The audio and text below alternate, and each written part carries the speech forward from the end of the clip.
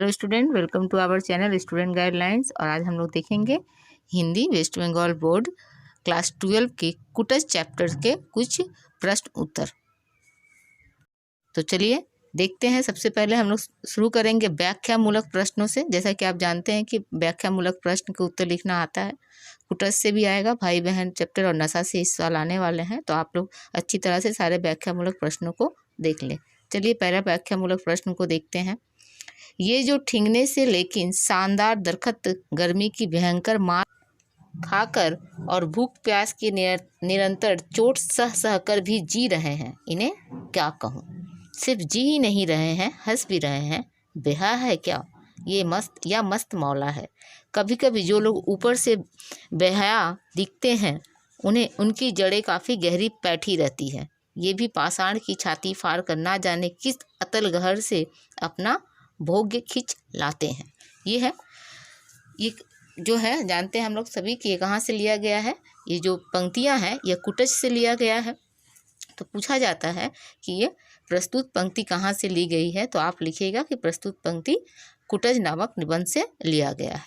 यदि संदर्भ के साथ पूछा जाए तो क्या लिखेंगे कि प्रस्तुत पंक्ति हमारी पाठ्य पुस्तक जो आपका है साहित्य से लिया गया है, और पाठ का नाम देंगे कि कुटज से लिया गया है, और इसके जो लेखक है कौन है, हजारी प्रसाद द्विवेदी जी। इस तरह से लिखेंगे। व्याख्या आपको करना होगा, तो व्याख्या में क्या लिखेंगे कि कुटज के पेड़ शिवालिक श्रृंखला में पाए जाते हैं। ठीक है, कहाँ से शिवालिक, कहाँ है शिवालिक, ये आप किताब में पढ़ चुके हैं। यहाँ का वातावरण काफ़ी शुष्क होता है, इतना शुष्क होता है कि हरियाली तो दूर की बात है, दूर तक सब कुछ क्या होता है, दूब तक सूख जाता है। दूब का अर्थात घास होता है, वो भी सूख जाता है। मरुस्थल की तरह दूर दूर तक लाल लाल रेत दिखाई देते हैं। ऐसे वातावरण में केवल कुटज ही है जो भयंकर गर्मी में भी हरे भरे दिखाई देते हैं। ठीक है, कहते हैं कि ऐसी परिस्थिति में जहाँ कुछ भी नहीं रहता है, कोई भी एक दूब तक नहीं रहता है, वहाँ कौन खड़ा रहता है, वहाँ पे कुटज खड़ा रहता है। द्विवेदी जी को ये देखकर बड़ा आश्चर्य होता है कि ऐसी विपरीत परिस्थिति में भी कुटज कैसे जी लेता है। जीता ही नहीं, केवल क्या करता है, बल्कि मस्त मौला की तरह बेफिक्र होकर जीता है।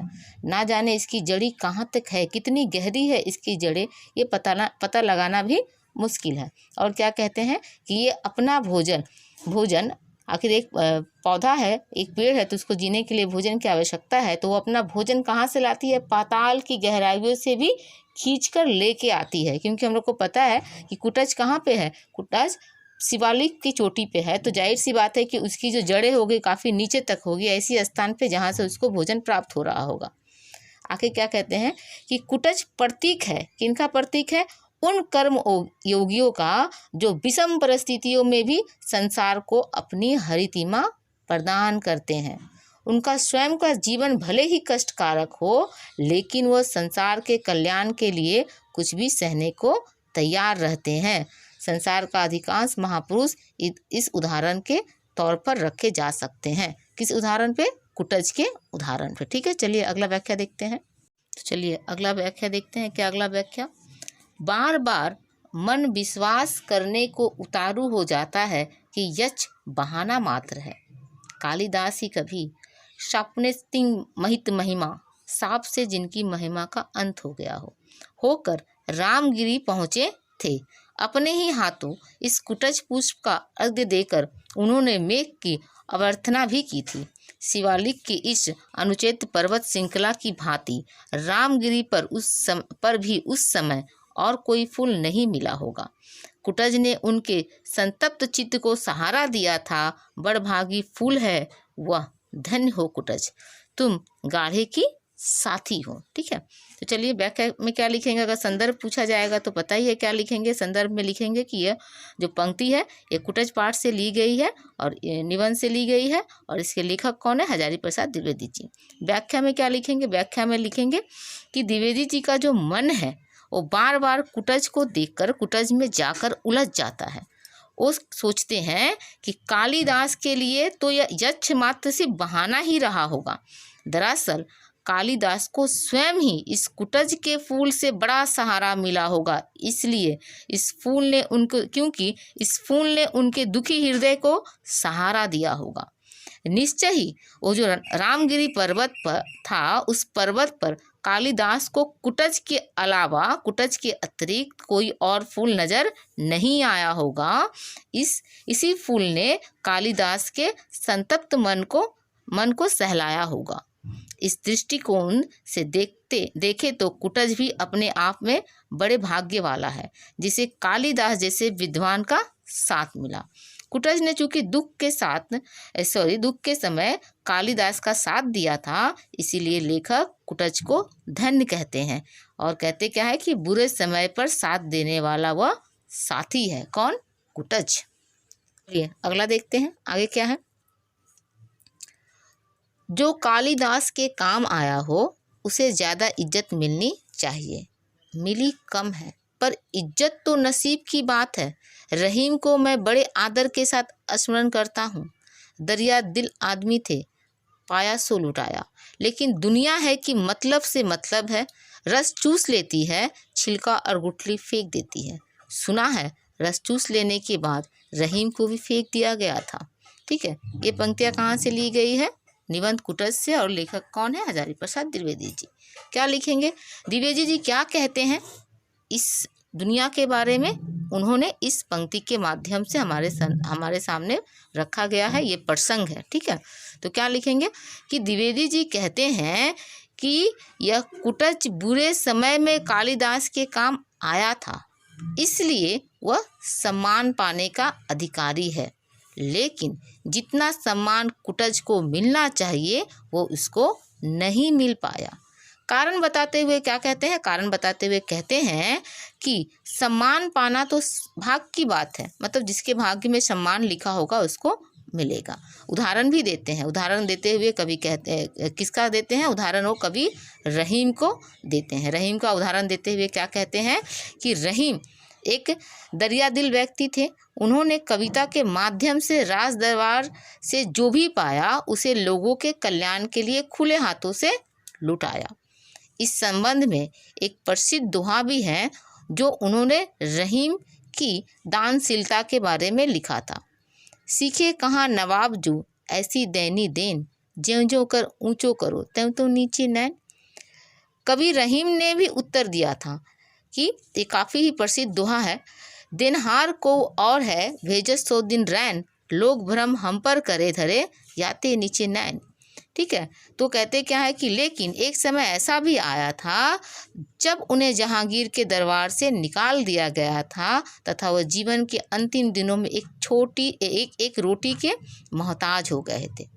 कवि रहीम जिस सम्मान के अधिकारी थे वो उन्हें नहीं मिल पाया था, लेकिन इससे उनका मोल नहीं घट जाता। उसी प्रकार कुटज को जो सम्मान नहीं मिलता है, इससे उसका मोल तो नहीं घट जाता। कुटज का महत्व है और हमेशा रहेगा। चलिए अगली व्याख्या देखते हैं।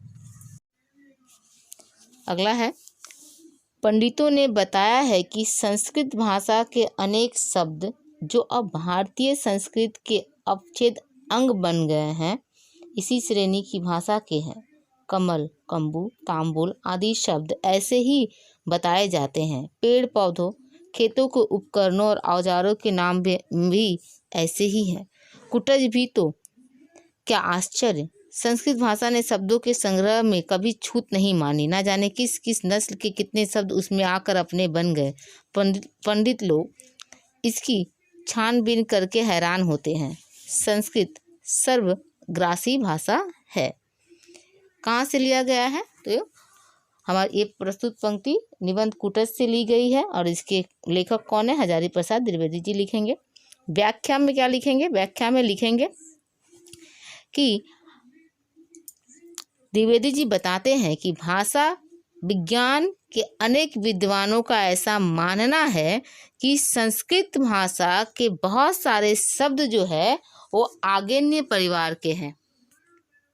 ये संस्कृत में इस प्रकार घुल मिल गए हैं कि अब इन्हें अलग करके देखना संभव नहीं है। ऐसे ही कुछ शब्द हैं। क्या है? कमल, कंबू, कंबल, तांबुल आदि कुछ ऐसे शब्द हैं जो संस्कृत में आके मिल चुकी है। यहाँ तक कि खेती में काम आने वाले जो उपकरण होते हैं, औजार है, पेड़ पौधे के नाम हैं, ये भी इसी आग्नेय परिवार के हैं। हो सकता है कि कुटज नाम भी इसी भाषा के परिवार से आया हो।